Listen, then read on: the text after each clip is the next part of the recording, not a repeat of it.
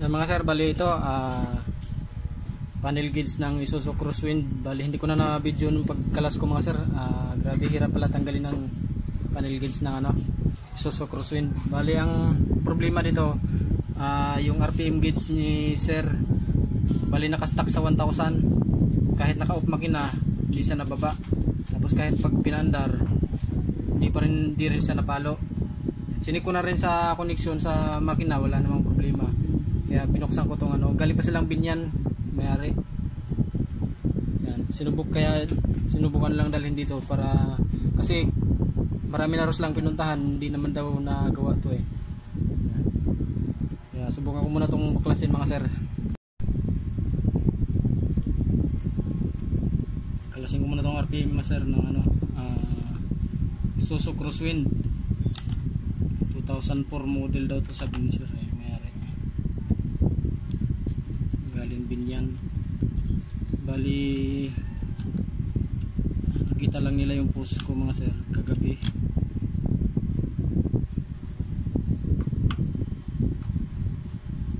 Sa page.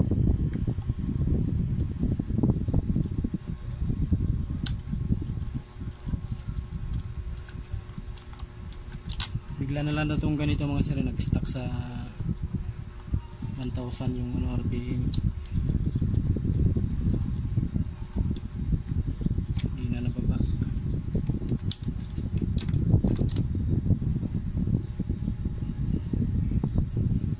Sir yung RPM gauge niya. Yan, parang alikabok pa. Alikabok.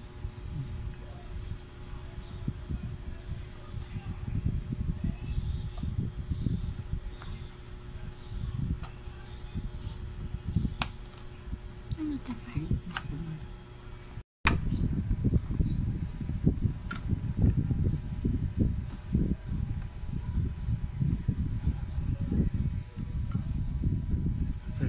First time pa daw ito na baklas mga sir eh. Ngayon lang. Kasi dinala nila sa ibang technician, hindi naman daw sinubukan na baklasin dito. Nahirapan yata kasi sobrang hirap din talagang baklasin mga sir.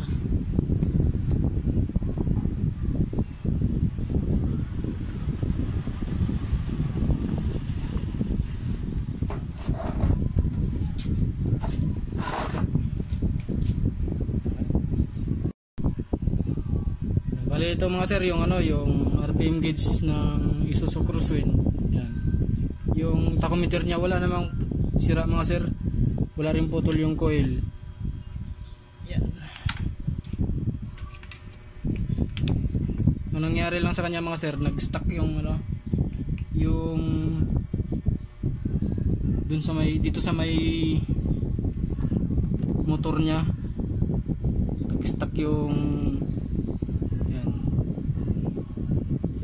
buo naman yung coil niya mga sir eh. Tingin ko may kalawang yung yung shafting nung itong sa pin niya papunta doon sa coil niya. Yan. Nabalik na sa baba mga sir oh. Yan. Kanina ayaw eh. Inanahan ko lang mga sir na siniritan ko lang ng contact cleaner yung shafting niya kasi nag-stuck lang siya kanina eh. Yan. Nabalik na siya. Wala siyang sira mga sir. Yan. Buo yung coil niya. Kaya ibabalik ko na to doon sa sa sasakyan. Isalpa ko na to ulit doon. Nag-stuck up lang siya yung shafting niya doon sa loob ng coil. Ginamitan ko lang ng contact cleaner.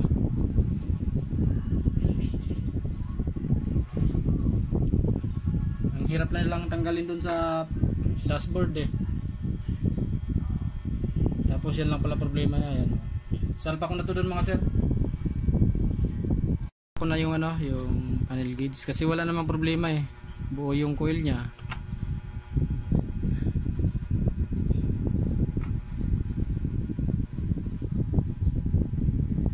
Para i-testing ko na doon ulit sa sasakyan.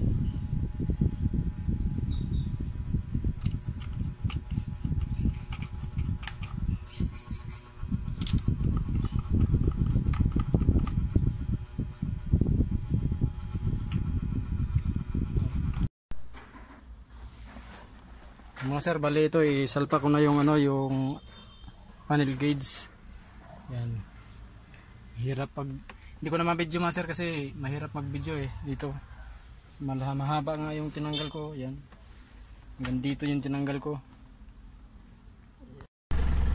Yan mga sir, ito ayos na yung RPM gauge ng Isuzu Crosswind.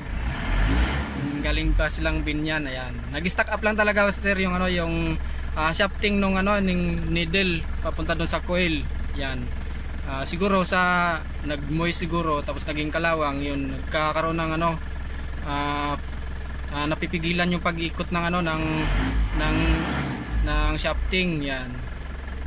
Yan. Ayos na mga sir. Bali hindi ko lang na video kanina nung sa before kasi ano, minamadali ko na, akala ko kasi uulan kasi nagdilim kanina, akala ko uulan kaya minadali ko na kasi malayo pa sila ni sir nahirapan din ako magbaklas itong ano dito sa itong cover nito dito sa dashboard kasi ano ang laki ng tatanggalin yan, tapos daming tornilyo, tapos sobrang sikip. First time daw kasi ito na baklas mga sir.